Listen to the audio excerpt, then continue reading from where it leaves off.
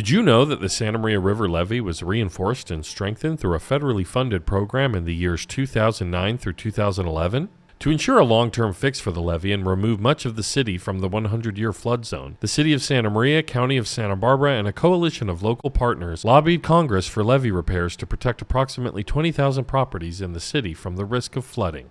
Santa Maria was prone to flooding until the Santa Maria River Levee was built by the U.S. Army Corps of Engineers from 1959 to 1963 along the riverbed on the city's north side. After Hurricane Katrina's catastrophic levee failures and flooding in New Orleans in 2005, the federal government evaluated all levees across the country. In 2008, a study found because of the unanticipated failure mode in the original design, the residents of Santa Maria are at a higher flood risk than they should be and will be paying flood insurance as if the levee does not exist.